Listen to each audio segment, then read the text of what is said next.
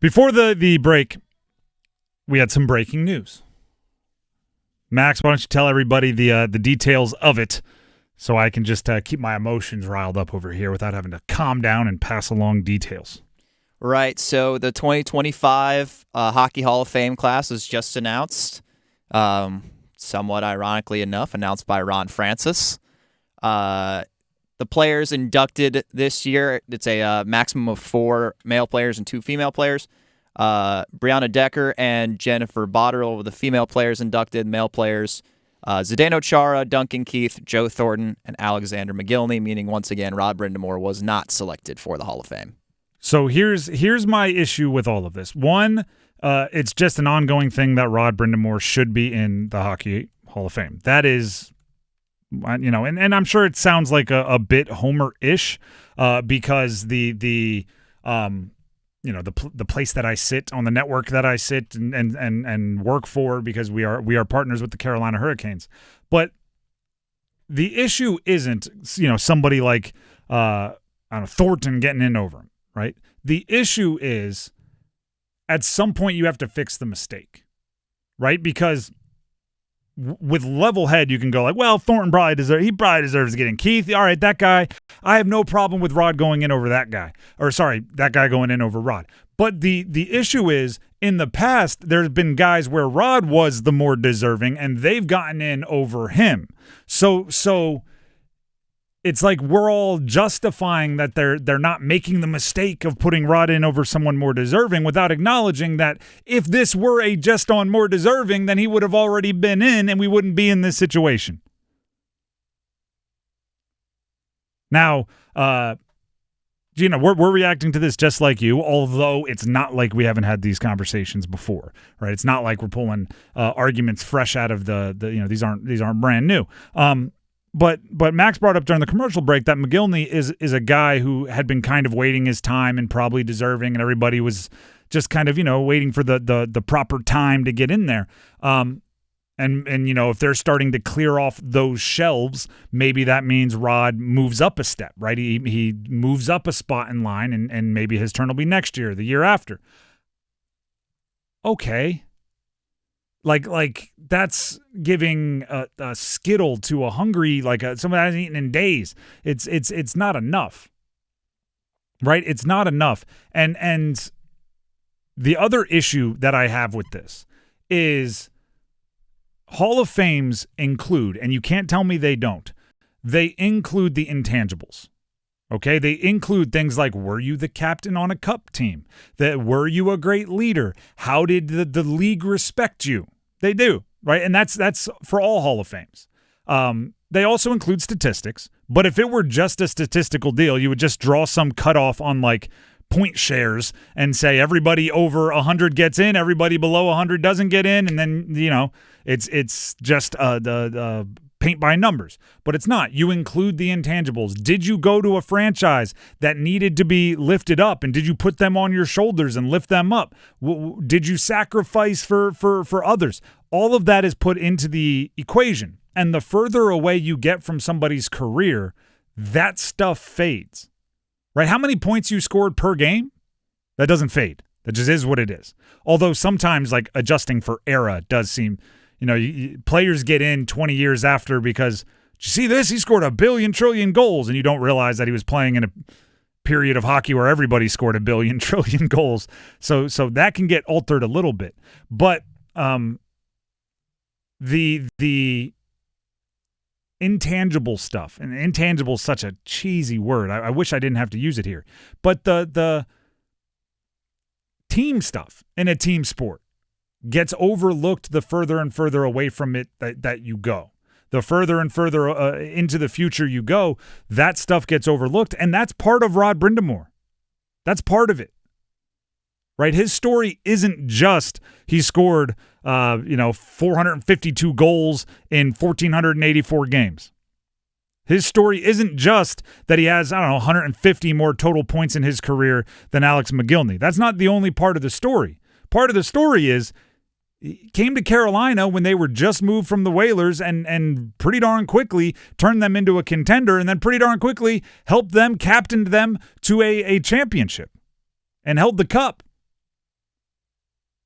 And 3 years ago, everybody recognized that better than now. And 5 years ago, everybody because now it's like, oh, he won a title with Carolina. That's a good franchise. They're there, what, like every year. They're in the mix. That's Hockey Town. When in actuality, it's like, no. Context, it is that because of him. The other part that I want to, that frustrates me is the longer you wait with Rod Brind'Amour, the more it feels like he's going in as a player and a coach, even if they designate him a player, because it's like your full impact, right? It's like, turns out he was a really smart guy. Look at what he did coaching. When he doesn't need the coaching part of his career to go into the Hall of Fame. He might one day go into the Hall of Fame as a coach by himself, just as a coach, but his playing career doesn't need to be, seen through rose-colored glasses because we know what a coach he is. His playing career was good enough, is good enough, should be good enough. And it's not just his time with Carolina. We could go on and on. His time with Philly. Oh my goodness! I mean, it's just 2-time Selke winner. If you look at his playoff stats too, the year they went to the Stanley Cup final and lost to that stacked Detroit team, he had 13 goals in 19 games. And then as a 35-year-old in the Canes Stanley Cup run, he had 12 goals in 25 games. So, I did a Selke winning season as well. I did a little bit of it already, and I don't love doing this, especially on what should be like the happiest day of their career. With McGillney, where I was going, he's got 150 more points or whatever it ends up being. I don't love doing that when it comes to Hall of Fame results. I don't love doing that because it just feels mean to the, like, all right, if this person's going in, who's coming out? When we can get into the Ronix, we can get into a whole, we can get into it, but the fact of the matter is he's a Hall of Famer, but he's not. And every single year, he's going to be going through this where everybody knows he should, and it doesn't happen for whatever reason. And maybe here's the lesson. Here's the lesson, right? Lessons that you can grab from other people's experience, right? Smart people learn from their own mistakes and experiences. Wise people learn from others' mistakes and experiences. Here's something we can learn from Rod Brind'Amour. Just like Pee Wee hockey, just like Little League baseball, Pop Warner football, politics in sports never goes away. Politics in sports never goes away. It might just be like every other industry. It's not what you know. It's not what you've done. It's who do you know? It's who's in those rooms vouching for you. I mean, should we do a campaign? Is that what we have to do? Do we have to do as a media entity? Is it my responsibility to go town to town, barnstorming a campaign just to get the voters wherever they are, go meet them on their home turf? It shouldn't be necessary. It shouldn't be. I very much. I love Hall of Fames because of what they do. They honor those that gave their bodies in a lot of ways, gave their time, dedicated their lives to entertaining us through the way of sports. So I love Hall of Fames for that reason. I hate Hall of Fames for the objectivity, and I hate Hall of Fames for the stubbornness at times. A great example is the College Football Hall of Fame had a rule that if you had been a head coach to be inducted into the Hall of Fame, you had to have won 60% of your games. Mike Leach revolutionized offensive football at every level of football, and he passed away, obviously. He had won 59.5% of his games. Instead of just saying, hey, everybody, we know it's obvious, this guy's a Hall of Famer, they actually had to propose and change the rules. So now guess what the threshold is? 59.5%. I hate the lack of common sense with Hall of Fames. I hate it. Rod Brind'Amour is a Hall of Famer. He's just not, which is such a weird thing to have to deal with. And we could go awards, we could go wins, we could go cups, we could go points. We could do it, but we've done it. We've done it the last bunch of years where we've been here once again.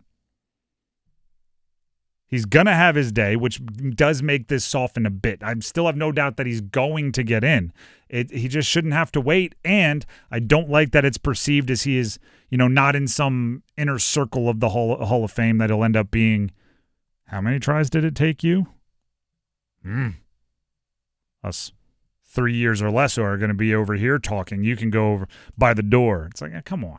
If and when he does get in, I mean, it's annoying that's taking as long as it is. I don't know how long McGillney was on the ballot. He was on it for a long time as well, and there were a lot of people campaigning for that. But I don't know how you can overlook his longevity, reliability.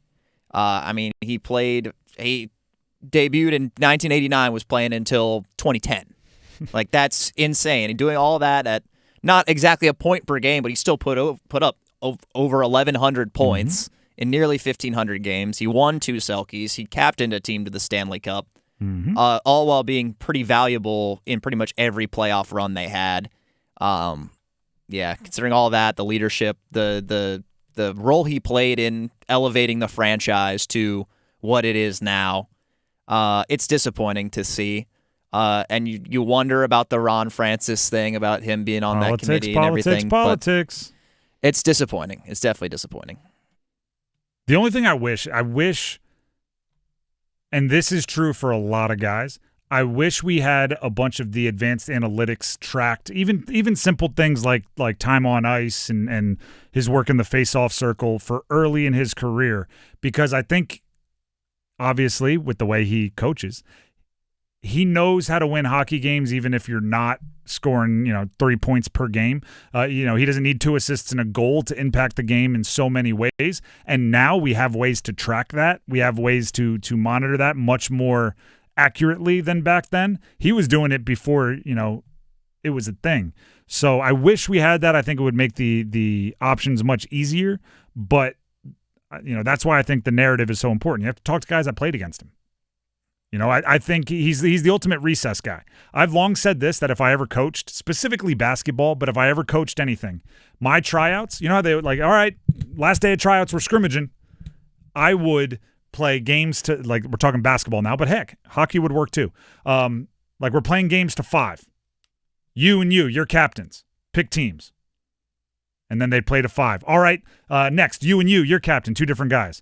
Pick teams, play to 5. All right, you and you're captains. And as much as I'd be watching the games for who's playing well, I'd be watching for who is consistently picked first and second by everybody else when they're trying to win, because the rest of the players know who the good ones are, and whether they like them or not, in a tryout situation where they're trying to win, they're going to pick the better guys for their team. I have a feeling if you were to get players from his era together and said, all right, we're playing, we want to see who's the best, you and you're captains. Rod Brind'Amour is not the last guy sitting there going, ooh, I hope I get picked. Never. He's getting picked right near the front behind maybe 1 or 2 other guys, depending on who else is there. So that to me is as good of a show as anything of how good he is. As I've said a few times, he is a Hall of Famer. He's just not in the Hall of Fame. Yeah, just not yet. I believe one day he will. You mentioned his face-off stats, too, and they only have it for the last 375 games of his career. But based off that, he's 3rd all-time in face-off win percentage, and no one around him is really a notable player. Joe Nieuwendyk is a little behind him, and a few spots behind him as well. And I assume, he played till, 40? I assume he didn't get really good 30s. at 37.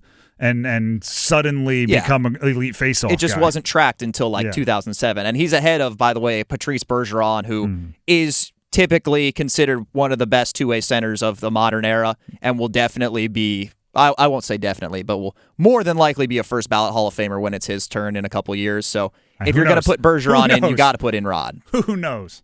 Could be anybody. Maybe we'll wait forever. The Drive with Tim Donnelly, 99.9 The Fan. Shout out to Rod. 1 more year waiting, but I guess you're used to it at this point, as messed up as it is.